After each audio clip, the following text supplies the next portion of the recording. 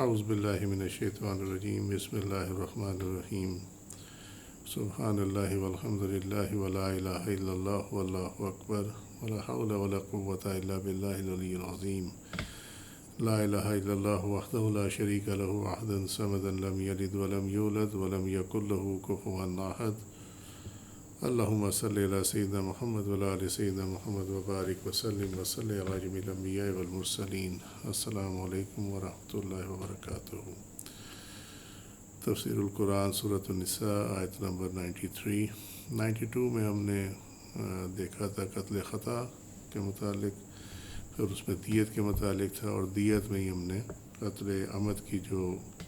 دیت تھی اس کو بھی کور کر لیا تھا۔ اب سورۃ النساء کی آیت نمبر 93 جو ہے یہ قتل عمد سے متعلق ہے۔ اس میں جو مشکل الفاظ آئیں گے، جو نئے الفاظ آئیں گے، وہ ہیں متعمدن، انٹینشنلی، عمدن یعنی ہم جو کہتے ہیں جان بوجھ کر کوئی چیز کرنا، خالدن ابائڈنگ فار ایور، خلود سے ہے جہاں ہمیشہ، جو چیز ہمیشہ اپنی اصلی حالت میں رہے اور اس میں کوئی چینج جو ہے وہ کافی عرصے تک نہ ہو، اس کو الخلود کہا جاتا۔ وعد اینڈ ہی پریپیئرڈ، اعداد الاعداد تیار کرنا، مہیا کرنا۔ آیت یہ ہے ومن يقتل مؤمنا متعمدا فجزاؤه جهنم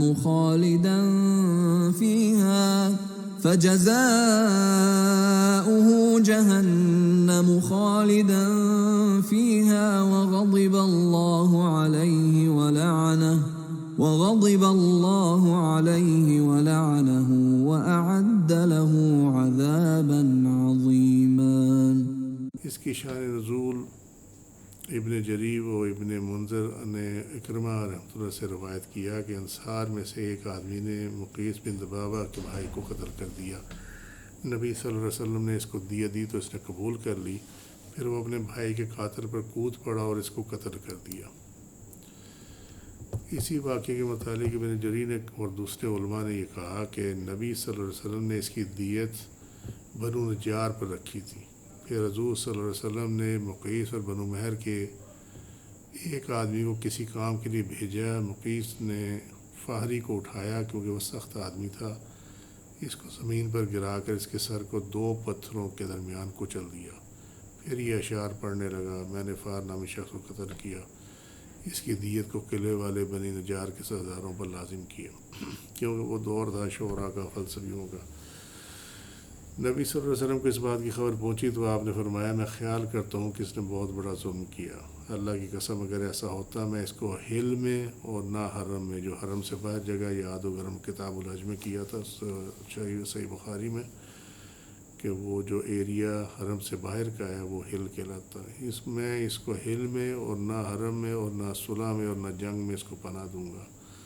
پھر وہ فتح مکہ کے دن قتل کر دیا گیا۔ ابن جریر نے فرمایا اس بارے میں یہ آیت نازل ہوئی، وَمَن يَقْتُلْ مُؤْمِنًا مُتَعَمِّدًا، یہ جو 93 ہے، تفسیر الدر المنصور امام سیوطی کی، اس کے تفسیر میں انہوں نے یہ حدیث شریف دی ہوئی ہے۔ قتل عمد، کیونکہ اگر آپ اس کی ٹرانسلیشن دیکھ لیں یہاں سے، یا اگر اس کے سامنے سے بھی دیکھ لیں، اور جو شخص کسی مسلمان کو قصداً قتل کرے، وَمَن يَقْتُلْ مُؤْمِنًا مُتَعَمِّدًا، کہ جو کوئی کسی مسلمان کو عمدن قتل کرے، قصداً قتل کرے، جان بوجھ کر، ایک لفظ استعمال ہوتا ہے بے دردی سے قتل کرنا، اس کا معنی ہوتا ہے کولڈ بلڈڈ مرڈر۔ یہ کولڈ بلڈڈ بھی ہوتا تبھی ہے جب بندے کا قصد ہو، اس کے بغیر تو وہ نہیں ہوتا، مگر بہرحال یہ اس کے اندر ارادہ شامل ہوتا ہے قتل کرنے کا، اس لیے اس کو کہا جاتا ہے قصداً۔ تو جو شخص کسی مسلمان کو قصداً قتل کرے، اب اس میں 2 باتیں آ گئیں، ایک تو کافر مسلمان کو قتل کرے جان بوجھ کر، اور دوسری بات یہ کہ کوئی مسلمان کو قتل کرے۔ بنیادی طور پہ اس آیت کی جو اسکوپ ہے وہ انیشلی تو ہے وہی کہ کوئی کافر اگر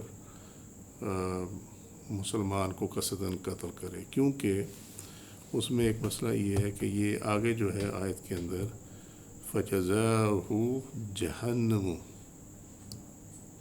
کہ اس کی سزا جو ہے اس کی اگر وہ قتل کرے اس کی سزا جہنم ہے، خالداً فیہا، جس میں ہمیشہ رہے گا۔ یہاں ایک ڈیبیٹ یہ ہے کہ مسلمان کے لیے تو ہمیشہ جہنم میں رہنا نہیں ہے، اللہ جتنا چاہے گا اس کو رکھے گا اور اس کے بعد اس کو آب حیات میں ڈال کر صحیح سالم حالت میں اس کو جنت میں داخل کر دے گا انشاءاللہ تعالی۔ جو خالداً فیہا ہے جہنم کے حوالے سے، وہ کفار کے لیے، لہٰذا یہ جو حصہ ہے یہ اس پہلے حصے کو ڈیفائن کر رہا ہے، یہ والا حصہ فَجَزَاؤُهُ جَهَنَّمُ خَالِدًا فِيهَا، یہ ڈیفائن کر رہا ہے اس حصے کو۔ تو لہٰذا اس لیے کہا گیا کہ اس کا انیشیل جو اسکوپ ہے وہ یہ ہے کہ یہ اس سے مراد یہ ہے کہ جب کوئی کافر کسی مسلمان کو قصداً قتل کرے تو اس کی سزا جو ہے وہ جہنم ہے، جہاں وہ ہمیشہ رہے گا۔ وَغَضِبَ اللَّهُ عَلَيْهِ، اور اس پر اللہ کا غضب ہوگا، وَلَعَنَهُ، اور اس کی لعنت بھی ہوگی اس پہ، یعنی اللہ کا غضب اور اس کی لعنت ہوگی قاتل کے اوپر۔ وَأَعَدَّ لَهُ عَذَابًا عَظِيمًا، اور اس کے لیے تیار کیا گیا ہے شدید ترین عذاب عظیم۔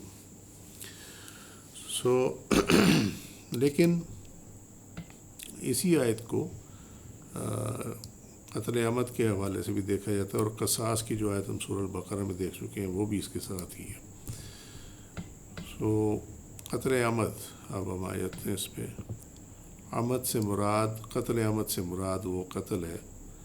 جس میں ہتھیار یا کسی ایسی چیز کا استعمال کیا جائے جس میں اجزائے جسم کو ٹکڑے کر دینے کی صلاحیت ہو، جیسے تلوار، دھاری دار، یعنی جس کا کہتے ہیں جس کی دھار تیز ہو، وہ لکڑی، نوکدار پتھر، بانس کا دھارے دار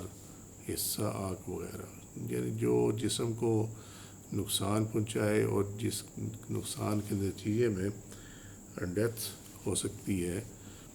جب اس ہتھیار سے، اس چیز سے کسی کو قتل کیا جائے تو وہ قتل عمد میں آتا ہے۔ اور قتل عمد دراصل وہ ہے جس میں مجرم کا ارادہ ہی قتل کا ہو، اور ارادہ قتل ایک باطنی چیز ہے، کہ یعنی مراد یہ ہے کہ جو ارادہ قتل ہے وہ انسان کی نیت میں ہے نا شامل، کہ میں نے یہ قتل کرنا ہے، تو اب نیت تو بظاہر تو نظر نہیں آتی کہیں بھی، یہ باطنی چیز ہے، اس لیے کہا گیا ہے۔ لہٰذا ایسے آلات کا استعمال جو قتل کے لیے استعمال کی جاتے ہوں، اس کے حق میں دلیل ارادہ ہے، یعنی یہ دلیل ہے اس کی، جو اس نے ہتھیار اٹھا رکھا تھا مارنے کے لیے، یہ دلیل ہے کہ اس نے ارادہ بھی مارنے کا ہی، قتل کرنے کا ہی کیا ہوا۔ اس سے معلوم ہوا کہ وہ دوسری چیزیں جو قتل کے استعمال کی جاتی ہیں اور جس سے انسانی جان کی ہلاکت کا ظن غالب ہوتا ہے، وہ بھی اسی حکم میں ہے، جیسے موجودہ زمانے میں کرنٹ دے کر ہلاک کر دینا، زہر کھلانا، زہر کا انجیکشن دینا وغیرہ، یہ تمام چیزیں شامل ہیں۔ غرض یہ ہے کہ ہر وہ چیز جو کہ جان لیوا ثابت ہو، وہ اس ہتھیار میں شامل ہے کہ جب استعمال کیا جائے تو یہ کہا جائے گا کہ اس کی نیت ہی قتل کرنے کی تھی، لہٰذا اس کے اوپر جو ورڈکٹ آئے گا وہ آئے گا کہ یہ قتل عمد ہے۔ امام محمد اور امام ابو یوسف کے نزدیک بڑے پتھر یا لکڑی کی سل وغیرہ سے حملہ کیا جائے اور موت واقع ہو جائے تو وہ بھی قتل عمد میں شامل ہوتا ہے۔ قاموس الفقہ، خالد سیف اللہ رحمانی، جلد 4 صفحہ 473-74، یہ زمزم پبلشر کراچی نے 2021 میں شائع کی۔ امام ابو یوسف اور امام محمد کا اصول یہ ہے کہ شبہ عمد قتل کی وہ صورت ہے۔ اب یہ دوسری صورت آ گئی، شبہ عمد۔ پہلے تو تھا عمد، قتل عمد، یہ قتل شبہ عمد ہے جس کے اندر ارادے میں تھوڑا شک پایا جائے، جس کی وجہ سے عام طور پر قتل کا وقوع نہیں ہوگا، مثلاً ایک تماچہ مارنا یا کوڑے کی ایک ضرب لگانا وغیرہ۔ اگر قاتل اس فعل کی تکرار کرتا رہے اور اس کا مجموعہ کسی کو قتل کرنے کے لیے کافی سمجھا جاتا ہوگا تو ایسی صورت میں یہ قتل عمد میں شمار ہو جائے گا اور تلوار کے ذریعے اس کا قصاص لیا جائے گا۔ اس میں کوئی ایسی مشکل چیز نہیں ہے کہ عام طور ایسی کوئی چیز استعمال کی جائے جس سے عام طور پر موت واقع ہونے کا چانس نہیں ہوتا۔ جب وہ چانس نہیں ہوتا اور اگر اس سے حملہ کیا جائے، ہم نے قتل عمد کی جو اوپر ڈیفینیشن دیکھی، اس میں ہتھیار کی جو ڈیفینیشن ہے وہ کیا ہے، میں ریپیٹ کر دیتا ہوں کہ ایسی چیز کہ جس کے مارنے سے، لگانے سے یا جو استعمال کی جائے انسان کے اوپر، تو اس چیز سے ہلاکت ہونا پاسبل ہوتی ہے، وہ جان لیوا ثابت ہو سکتا ہے۔ تو جب ایسی کسی چیز کے ساتھ کسی انسان پہ حملہ کیا جائے گا یا کسی چیز، وہ اس چیز کو جیسے انجیکشن وغیرہ اس کو کسی انسان کو دیا جائے گا، تو اس میں پھر یہ کہا جائے گا کہ کیونکہ یہ ہتھیار جان لیوا ہے، یہ چیز جان لیوا ہے، لہٰذا یہ اس کے ارادہ قتل کی دلیل ہے۔ یہاں قتل شبہ عمد میں ہتھیار وہ ہوگا کہ جس سے نارملی موت واقع نہیں ہوتی، اور جب موت واقع نہیں ہوتی تو پھر اس کا جو ارادہ قتل ہے وہ ثابت نہیں ہوتا۔ اس ڈیفینیشن کو یاد رکھیں جو عمدن میں ہم نے، قتل عمد میں ہم نے ڈیفائن کیا جس طرح۔ لیکن اگر وہی ہتھیار کہ جس سے نارملی ڈیتھ تو نہیں ہوتی مگر ریپیٹیڈلی آپ استعمال کریں، جیسے گھونسا وغیرہ، مکہ کسی کی یہاں جوڑے میں مار دیا تو اس سے ڈیتھ نہیں ہوگی، ہاں وہ ناک بھی یہاں کے لگ جائے تو ہو جاتی ہے، جیسے موسیٰ علیہ السلام کا واقعہ موجود ہے قرآن میں۔ بٹ نارملی اگر آپ کسی کو گھونسا ماریں تو اس کے یا تھپڑ ماریں تو اس سے موت واقع نہیں ہوتی۔ لیکن اگر وہ آپ مارتے رہیں اور اس کے نتیجے میں اگلے کی ڈیتھ ہو جائے تو پھر وہ قتل عمد میں اس کا شمار کیا جائے گا۔ یہ اس میں فرق ہے۔ اگر وہ ایسا نہیں ہوتا تو پھر وہ قتل شبہ عمد میں شمار ہوگا۔ اسی طرح اگر کسی نے کسی کو پانی میں اس طرح ڈبوئے رکھا کہ مرنے والے کو اس سے نکلنا ممکن نہ تھا تو یہ بھی قتل عمد شمار ہوگا، کیونکہ اس نے جان بوجھ کے اس کو رکھا ہے، اور اس کا مطلب ہے کہ اس کا ارادہ تھا کہ اس کو مارے گا۔ عثمان البتی کا یہ بھی یہی قول ہے، البتہ انہوں نے شبہ عمد کی دیت قاتل کے مال میں واجب کی ہے، یہ ہم دیت میں کر چکے ہیں، یہ شبہ عمد میں ہم دیکھ چکے ہیں، اس میں ڈیفرنٹ اوپینین ہے اس کی۔ قتل عمد کی یہ بھی صورت ہے کہ دو شخصوں کے درمیان گرما گرمی ہو جائے اور ایک طرف سے دوسرے کو ضرب لگائی جائے، ضرب لگانے والا جب اس جگہ سے واپس ہو تو اس ٹائم مضروب زندہ ہو، یعنی اس کو گھاؤ تو لگ گیا یا انجیکشن تو لگ گیا لیکن اس کا اثر جب وہ وہاں سے نکلے ہیں تو اس ٹائم وہ زندہ تھا، لیکن جب وہ پہنچا ہے گھر یا کہیں بھی پہنچا یا تھوڑی دیر بعد اس کی ڈیتھ ہو گئی تو اس میں قسامہ واجب ہوگا۔ یہ بھی قتل عمد کی ایک صورت ہے یہ والی، اور اس کا رزلٹ جو ہے یہ قسامہ واجب ہوگا۔ اب قسامہ کیا ہے؟ قسامہ یہ ہے قسم کھانا۔ یہ امپورٹنٹ چیزیں ہیں ہمارے ہاں، چونکہ برٹش لا ہے، انگلش لا ہے ہمارے ہاں، تو ہمیں ان چیزوں کی ضرورت نارملی محسوس نہیں ہوتی، لیکن ایکچولی بینگ مسلم ہمیں اس کا معلوم ہونا چاہیے کہ ہماری شریعت کیا کہتی ہے ایکچولی۔ فقہ میں دعوی قتل کی بابت مقرر قسم کو قسامہ کہتے ہیں۔ قسامہ قسم سے یاد رکھنا، بس اتنا۔ مقرر قسم بار بار قسم اٹھانا، ریپیٹڈلی قسم اٹھانا۔ اگر کسی جگہ پہ، کسی آبادی میں، کسی محلے میں، کسی مارکیٹ میں، کسی جگہ پہ بھی کوئی لاش پڑی مل جائے اور اس پہ علامات یہ ہوں کہ یہ اس کو جو ہے مارا گیا ہے، جس طرح وہ زخموں کے نشان بتا دیتے ہیں، تو پھر وہ جو فوت ہوا ہے، جو قتل ہوا ہے، اس کے جو ولی ہے، وارث جو ہیں اس کے، ان کو یہ حق دیا جائے گا کہ وہ اس آبادی یا وہ اس محلے کے 50 آدمیوں کا انتخاب خود کرے، وارث مقتول کا، اور ان سے قسم لی جائے۔ وہ اور کیا قسم لی جائے کہ انہوں نے اس کو قتل نہیں کیا،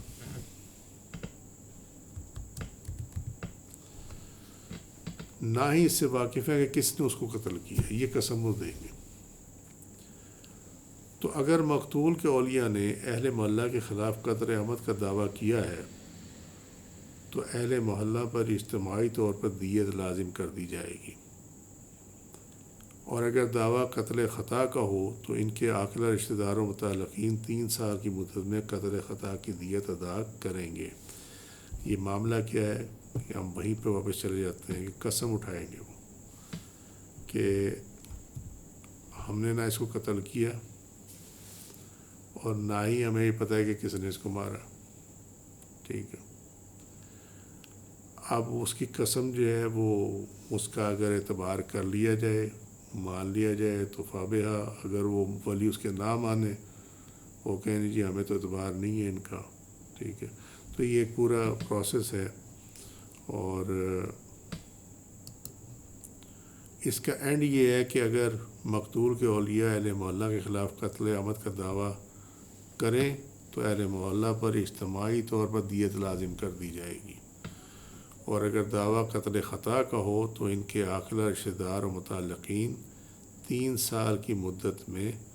قتل خطا کی دیت ادا کریں گے۔ اس میں فرق کیا ہے؟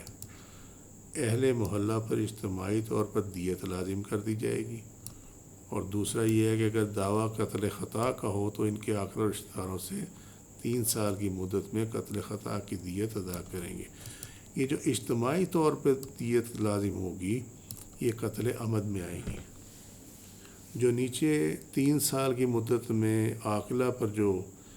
دیت لگے گی وہ قتل خطا کی صورت میں ہوگی۔ یہ پھر فیصلہ ہوگا اس ٹائم ان کا، وہ انویسٹیگیشن ہوگی، سارا کچھ ہوگا، اس میں پھر یہ کلیئر ہوگا کس نے مارا تھا۔ یہ ہے قسامہ۔ تو اس میں بتایا گیا کہ اگر گرما گرمی ہو جائے، ضرب لگ جائے، کوئی ایسی چیز ہو جائے اور مضروب زندہ تھا، پھر کہیں وہ پہنچا، اس کی ڈیتھ ہو گئی، تو اب وہ واپس جائیں گے کہ کہاں جھگڑا ہوا تھا، کیا ہوا تھا، اس میں پھر قسامہ آئے گا، اس میں قسم آئے گی اس کے اندر۔ قتل عمد کے احکامات کیا ہیں؟ نمبر 1، قتل عمد کی وجہ سے قصاص واجب ہوتا ہے، یعنی قتل عمد میں بیسک جو سزا ہے وہ یہ ہے کہ قصاص لیا جائے گا، جان کے بدلے جان، آنکھ کے بدلے آنکھ، کان کے بدلے کان، بشرط یہ کہ قصاص لینا ممکن ہو۔ اگر مقتول کے ورثہ دیت لینے پر آمادہ ہو جائے، اب یہ قصاص لینا ممکن ہو، اس کا کیا معنی ہوا؟ معنی اس کا یہ ہوا، اس میں کئی فیکٹر، ایک فیکٹر نہیں ہوتا، اس کے اندر کئی فیکٹر ہوتے ہیں۔ جیسے مرد اور عورت کے جسم میں فرق ہے بنیادی طور پر، تو ہر ایک کے اعضاء مخصوصہ ہیں، اگر اس سے متعلق کہیں قصاص آ گیا تو پھر وہ چیز تو دوسرے جسم میں نہیں ہے، مرد کی چیز عورت میں نہیں ہے، عورت کی چیز مرد میں نہیں ہے، تو وہاں قصاص لینا واجب نہیں ہوگا، تو وہاں پھر اس لیے دیت اپلائی کی جاتی ہے۔ اسی طریقے سے جو ہے وہ اگر بچے نے عمدن بھی قتل کر دیا تو چونکہ وہ اپلیکیشن نہیں ہے اس کے اوپر شریعت کی، لہٰذا وہاں پہ پھر قصاص نہیں لیا جائے گا، وہاں پہ دیت دی جائے گی، اور وہ دیت جو ہے وہ پھر اس کے جو لوائقین ہیں وہی پے کریں گے۔ سو اس کی ایک صورت نہیں ہے، اس کی کئی صورتیں ہیں۔ اگر مقتول کے ورثہ دیت لینے پر آمادہ ہو جائیں اور قاتل بھی دیت دینے پر تیار ہو تو دیت واجب ہو جاتی ہے قتل عمد میں۔ قاتل اگر مقتول کا وارث ہو تو وہ میراث سے محروم ہو جائے گا،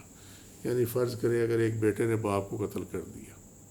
تو چونکہ وہ باپ کا وارث ہے، لیکن چونکہ ایک بیٹے نے قتل کر دیا لہٰذا اب وہ باپ کا وارث بھی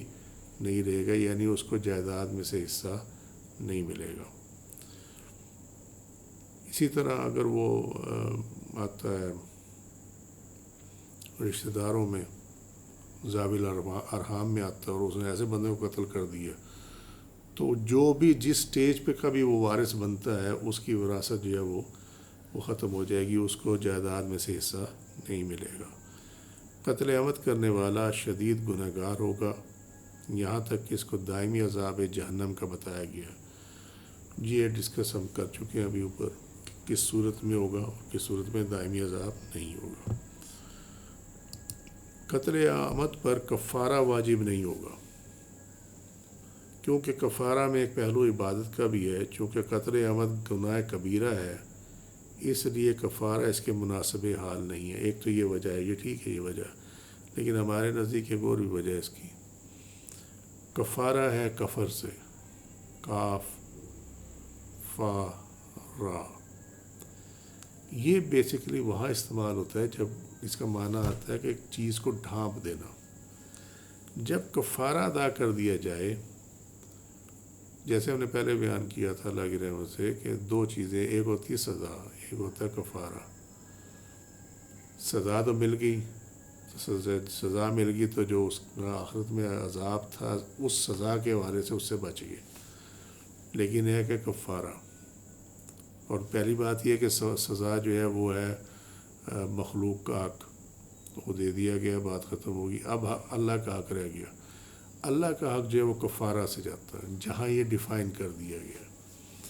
اور جہاں ڈیفائن نہیں کیا گیا جن گناہوں میں، وہاں پہ کفارہ توبہ میں آتا۔ جب توبہ کر لی جائے یا جو کفارہ شریعت میں واضح کر دیا گیا ہے، ثبت کر دیا گیا، شریعت میں لکھ دیا گیا یا لگا دیا گیا بندوں پہ، جب وہ ادا کر دی جائے تو وہ جو گناہ ہے وہ بھی اکاؤنٹ سے آپ کے یعنی اعمال نامے سے نکل جائے گا۔ سو یہ اس لیے اس پہ کفارہ نہیں ہے کہ قتل عمد جو ہے اس کا حساب وہاں پہ بھی ہونا ہے، اور یہ اس میں پھر اللہ پہ ہے کہ وہ اس کے ساتھ وہ کیا کرتا، ٹھیک ہے۔ لیکن اس میں پھر احادیث بھی ہمارے ہیں، ایک تو پہلے یہ ہے کہ جو گناہ کے بارے میں حضور نبی اکرم صلی اللہ علیہ وسلم نے فرمایا کہ اگر بندہ توبہ کر لے تو پھر ایسا ہے کہ جیسے وہ گناہ کیا ہی نہیں ہے، وہ جیسے ہوا ہی نہیں گناہ، اس کا بھی یہی معنی ہے کہ وہ کھاتے سے نکل جائے گا، اعمال نامے سے نکل جائے گا۔ دوسری بات یہ ہے کہ اگر دنیا میں سزا دے دی گئی ہے اور اس کے بعد اس نے توبہ بھی کر لی ہے کہ میں آئندہ یہ جرم نہیں کروں گا، تو پھر انشاءاللہ تعالیٰ آخرت میں بھی اس مسلمان کو آخرت میں بھی جو ہے اللہ تعالیٰ عذاب سے محفوظ رکھے گا۔ اور یہ ہم کویسچن اور آنسر میں یہ سوال آیا تھا، اس میں ڈیٹیل سے اس کا جواب دے دیا گیا ہوا۔ احناف نے قتل عمد کو اتنا سنگین تصور کیا ہے کہ گویا یہ ناقابل تلافی گناہ ہے، اور کفارہ ان گناہوں کے لیے ہوتا ہے جن کی تلافی ممکن ہو۔ یہ سمپل ہے۔ قتل شبہ آمد، شبہ آمد ایسی چیز سے حملہ کرنے کا نام ہے جو نہ ہتھیار ہو اور نہ ہتھیار کے درجے کی چیز ہو، جیسے بڑے پتھر اور لکڑی۔ یہ تعریف امام ابو حنیفہ کی رائے پر ہے، اور امام ابو یوسف اور امام محمد کے نزدیک ایسی چیز سے بالقصد مارنے کو کہتے ہیں جس سے عام طور پر ہلاکت واقعہ نہیں ہوتی۔ اس بنا پر بڑے پتھر اور لکڑی سے ہلاکت صاحبین کے نزدیک قتل عمد کے زمرہ میں آتی ہے۔ اسی طرح کنویں میں گرا دیا جائے یا چھت یا پہاڑ سے گرا دیا جائے اور بظاہر اس میں جان بچنے کی امید نہیں، تو صاحبین یعنی امام ابو یوسف اور امام محمد کے نزدیک یہ قتل عمد ہے، اور امام ابو حنیفہ کے نزدیک یہ شبہ عمد ہے۔ یہ فرق کیوں ہے اس کے اندر؟ قتل شبہ عمد میں اصل اہمیت اعلیٰ کی نہیں بلکہ فاعل کے ارادہ اور اس کے فعل کے اثر و نتیجے کی ہے۔ قتل شبہ عمد میں اعلیٰ کی اہمیت نہیں ہے، یعنی اعلیٰ قتل کی اہمیت نہیں ہے بلکہ فاعل کے ارادہ اور اس کے فعل کے اثر و نتیجہ کی ہے۔ اگر آپ امام ابو حنیفہ کے نزدیک جو شبہ عمد اس کو آپ نے بنایا، اس میں یہ گنجائش رکھی گئی ہے کہ ہو سکتا ہے کہ یہ ایکسیڈنٹلی ہو گیا ہو، اس کا ارادہ نہ ہو اس کو دھکا دینے کا۔ یہ بھی پاسبلٹی ہے کہ اس کو خود کو ٹھوکر لگی ہو اور وہ جا کے لگا اس کے اوپر، بندے کے اوپر، وہ بیچارہ گر گیا پہاڑ سے یا وہ کنویں میں گر گیا یا چھت سے گر گیا، تو اب جسے دھکا جس کا لگا وہ اس کو تو اس کی تو نیت نہیں تھی، تو لہذا امام ابو حنیفہ نے وہ پروویژن رکھی ہے اس کے اندر کہ اس میں کلیئر نہیں ہے کہ اس کا واقعی ارادہ تھا یا نہیں تھا۔ لیکن جو صاحبین ہیں انہوں نے کہا نہیں، انہوں نے کہا یہ فاعل کے ارادہ اس کے فعل کے اثر کے نتیجے میں ہے۔ معاملہ وہی ہے جو امام ابو حنیفہ کے وہ ٹھیک کہہ رہے ہیں۔ اگر یہ بات ہو جائے تو پھر ہر ایکسیڈنٹ کے اوپر جو ہے وہ قتل عمد کی دفعہ لگ جائے گی اور اس میں بے گناہ بھی مارے جائیں گے۔ تو لہذا جہاں شبہ آ جائے تو اسی لیے تو اس کو شبہ عمد کہا جاتا ہے۔ قتل شبہ عمد کے احکامات: قاتل گناہ گار ہوگا یعنی گناہ کبیرہ کا مرتکب ہوگا۔ شبہ عمد سے ہلاکت کی صورت میں چونکہ قاتل کا ارادہ قتل مشکوک ہے، اس لیے قصاص اس میں واجب نہیں ہوگا۔ کفارہ واجب ہوگا کیونکہ قتل خطا پر کفارہ واجب ہے، اور شبہ عمد کو بھی قتل خطا سے ایک گنا مماثلت ہے، یعنی کیونکہ اس میں شک پایا جاتا ہے تو لہذا عمد میں جائے گا یا خطا میں جائے گا، تو اس لیے چونکہ وہ مشکوک ہے تو قصاص تو ہوگا نہیں، لیکن خطا میں تو جا سکتا ہے، تو لہذا چونکہ جب قتل خطا میں کفارہ واجب ہے تو اسی طریقے سے پھر یہ جو شبہ عمد میں ہے اس میں بھی کفارہ واجب ہوگا۔ عاقلہ پر دیت مغلظہ واجب ہوگی۔ سنن ترمذی حدیث نمبر 1387 میں یہ ہے، یہ شدید ترین دیت ہے، دیت مغلظہ، اور وہ اس میں یہ پوری ایکسپلین ہوئی ہے۔ شبہ عمد کے ذریعے بھی اس کو نقصان پہنچایا جائے تو وہ عمد ہی کے حکم میں آئے گا۔ یہ ہم ڈسکس پہلے کر چکے ہیں، پچھلی 92 جو آئے تھے اس کے اندر ہی۔ مسلمان کے قاتل کی مغفرت نہ ہونے کی توجیحات، یہ ہم ابھی جب ہم نے اوپر ترجمہ دیکھا تھا اس میں ہم یہ ڈسکس کر چکے ہیں۔ تو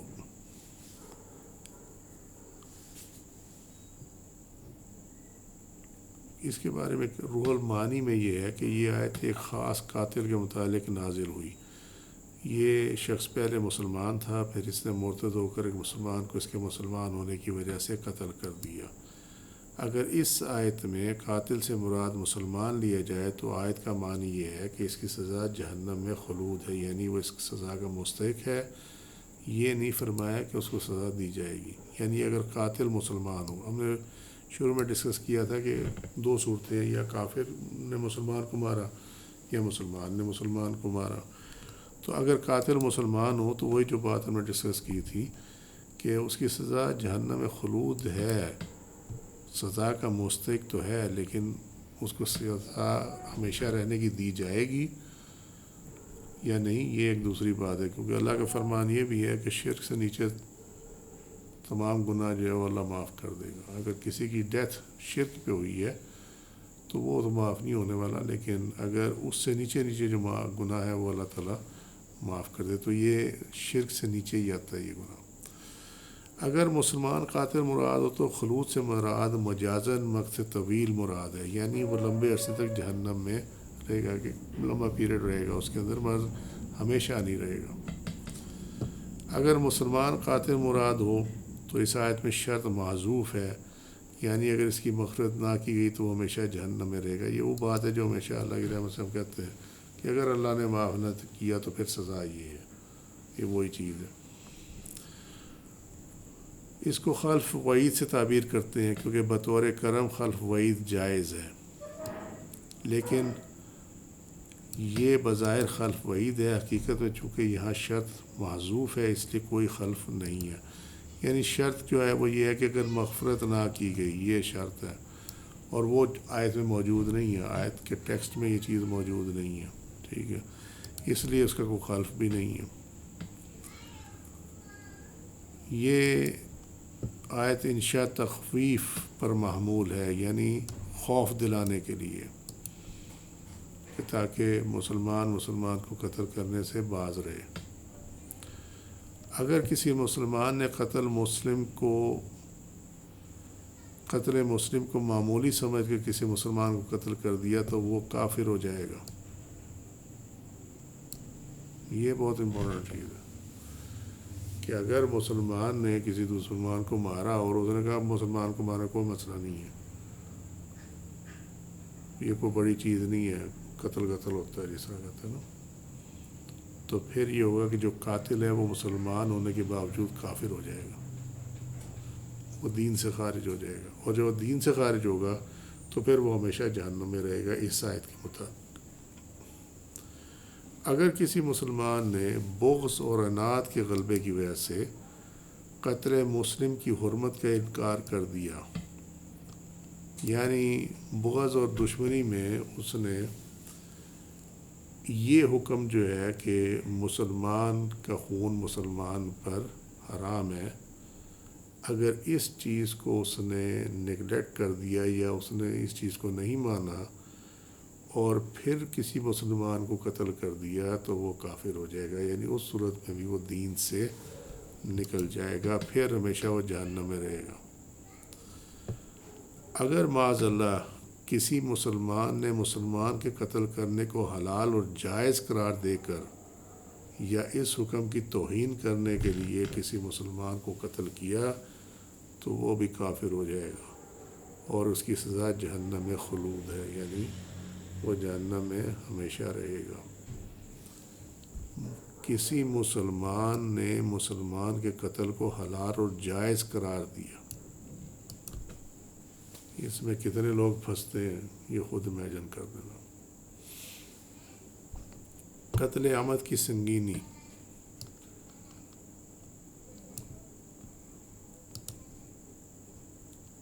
سورہ المائدہ میں من قتل نفسا بغیر نفس او فساد فی الارض فکأنما قتل الناس جمیعا. سورہ المائدہ آیت نمبر 32، سورہ کا نمبر 5. جس نے کسی شخص کو بغیر قصاص کے یا زمین میں فساد کے قتل کر دیا. یہ حصہ میں ایکسپلین کرتا ہوں اس آیت کا. ایکچولی قتل جو ہے وہ اس کی مختلف اقسام ہیں حکم کے لحاظ سے. کبھی قتل کرنا واجب ہوتا، کبھی قتل کرنا حرام ہوتا، اور کبھی مباح ہوتا. جو واجب ہے قتل کرنا وہ ہے قصاص. اگر لیا جائے کسی سے تو وہ قتل کرنا واجب ہے، یعنی اس نے قاتل کو قصاصاً قتل کرنا، یعنی جس کو ہم کہتے ہیں پھانسی دے دی یا سر قلم کر دیا، یہ قصاص میں ہے، تو یہ قتل جو ہے یہ واجب ہے. یا اسی طریقے سے وہ زمین پہ فساد پھیلا رہے ہیں، کوئی خون ریزی، ڈاکہ زنی وغیرہ کی وارداتیں ہیں، عادی مجرم ہیں، اس طرح کی چیزیں ہیں، اور بہت فساد کی تو بہت لمبی لسٹ ہے. تو اگر اس کے نتیجے میں اسے سزائے موت دی جائے تو یہ بھی واجب قتل میں آ جاتا ہے کہ واجب ہو گیا ان کا قتل کرنا. اس چیز کا یہاں ذکر ہو رہا ہے کہ جس نے کسی شخص کو بغیر قصاص کے یا زمین میں فساد کے قتل کر دیا تو گویا اس نے تمام لوگوں کو قتل کر ڈالا. یہ ایک ریت بن جاتی ہے. بریدہ رضی اللہ عنہ کہتے ہیں کہ نبی کریم صلی اللہ علیہ وسلم فرمایا قتل المومن اعظم عند اللہ من زوال الدنیا، کہ مومن کا قتل اللہ کے نزدیک دنیا کے زائل ہو جانے سے یا دنیا کے ہلاک ہو جانے سے زیادہ بڑا معاملہ ہے۔ سورہ نسائی کتاب تحریم الدم چیپٹر 2 حدیث کا نمبر 3995۔ قتل عمد پر وعید، وہ سورہ الفرقان کی آیت نمبر 68 سورہ کا نمبر 25 اس میں دی گئی ہے۔ اور وہ جو اللہ کے ساتھ کسی دوسرے معبود کو نہیں پوچھتے اور اس جان کو جس کی اللہ نے حرمت رکھی ناحق نہیں مارتے اور بدکاری نہیں کرتے، اور جو یہ کام کرے گا سزا پائے گا۔ یعنی اس کی سزا کے بارے میں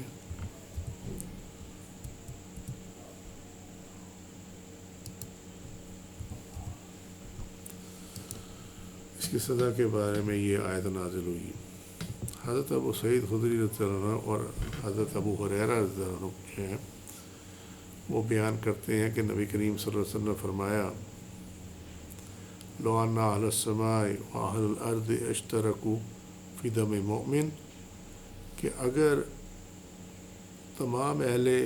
آسمان اور تمام اہل زمین مومن کے خون میں شامل ہوں، یعنی اس کو قتل کرنے میں شامل ہوں،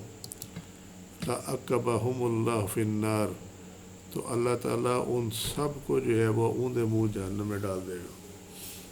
سب کو، یعنی ایک قتل کے بدلے میں بھی۔ سنن ترمذی کتاب الدیات چیپٹر 8 باب الحب فی الدماء حدیث کا نمبر 1398۔ اسی طریقے سے حضرت ابو ہریرہ رضی اللہ عنہ کہتے ہیں کہ نبی کریم صلی اللہ علیہ وسلم نے فرمایا من عان علی قتل مؤمن بشطر کلمات لقی اللہ عز وجل مکتوبا بین عینہ عیس من رحمت اللہ، جو شخص کسی مومن کے قتل میں آدھی بات کہہ کر بھی مددگار ہوگا تو وہ اللہ تعالیٰ سے اس حال میں ملے گا کہ اس کی پیشانی پر لکھا ہوگا عیس من رحمت اللہ، اللہ کی رحمت سے مایوس بندہ۔ یہ قتل عمد کے نتائج ہیں۔ سنن ابن ماجہ کتاب الدیات چیپٹر 1 حدیث کا نمبر 2620۔ پھر اس حدیث میں ہے لعنت کرنا، اس آیت میں ہے لعنت کرنا۔ تو یہ لعنت جو ہے ایکچولی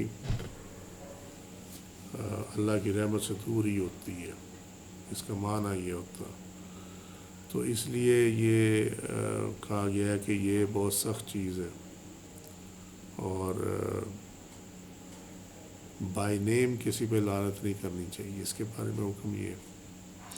ہاں اگر آپ نے لعنت کرنی ہے تو وہ جو اوصاف ہیں، جو صفت، کیونکہ عربی میں اچھی عادت کو بھی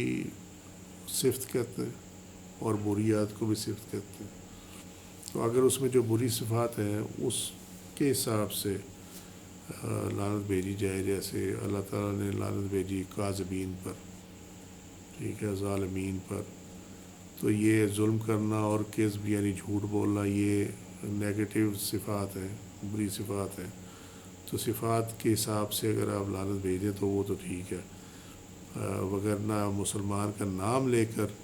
لعنت بھیجنا جو ہے یہ سخت چیز ہے، اس سے منع فرمایا گیا۔ ہاں کافروں پہ آپ نام لے کر بھیج سکتے ہیں لعنت، اور بہتر ہے کہ اس کی عادت نہ ڈالی جائے۔ بعض فقہا نے، اور میں نے اس کو فتاوی شامی میں دیکھا، لیکن وہ ذرا کنٹروورشل چیز ہو جاتی ہے، اس لیے بیان کرنا مناسب نہیں سمجھتا اس کو۔ آج کے لیے اتنا ہی، انشاءاللہ تعالی نیکسٹ جو ہوگا سورہ نساء کی تفسیر میں، تو اس آیت کی تفسیر صوفیانہ بیان کی جائے گی انشاءاللہ تعالی۔ وما علینا الا البلاغ واللہ ورسولہ اعلم بالصواب۔ سبحانک اللہم وبحمدک اشہد ان لا الہ الا انت استغفرک وأتوب عليك عملت سوءا وظلمت نفسي فاغفر لي فإنه لا يغفر الذنوب إلا أنت سبحان ربك رب العزة عما يصفون وسلام على المرسلين والحمد لله رب العالمين. السلام علیکم ورحمۃ اللہ وبرکاتہ.